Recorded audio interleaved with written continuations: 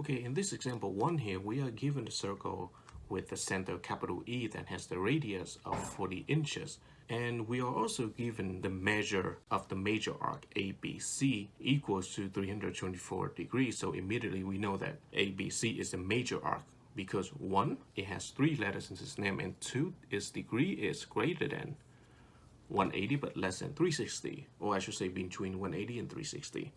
And we are supposed to find the exact length of this major arc ABC. So I went ahead and sketched a circle already. So we got 2 identical radii, 40 inches, and the center capital E is right here. And going almost all the way around, this central angle here is 324 degrees. So this is our theta, I should say. So we can even put it right here if we would like, because the degree of the central angle is given to be 324 degrees. We use the first form of the formula of the arc length, which is the form where the central angle is given in degrees, so this one. So using that, we know that length of the major arc ABC is equal to the central angle 324 divided by the total degree 360, and we multiply that by the formula for the perimeter of the circle, which is 2 pi times the radius, but the radius is 40 inches, so multiply that by 40.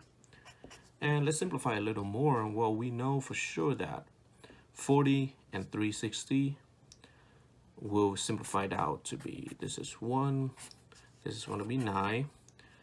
2 times 324 is going to be, let's see, 2 times 4 is 8. 2 times 2 is 4. This is going to be 6. So, oops, yeah. 648 pi divided by 9. Well, what is this equals to? Well, this is going to be equal to 72 pi inches. And this is the length of this major arc. So this is when you leave your answer in terms of pi, but if you don't want to leave your answer in terms of pi, just replace pi with 3.14 and multiply it out.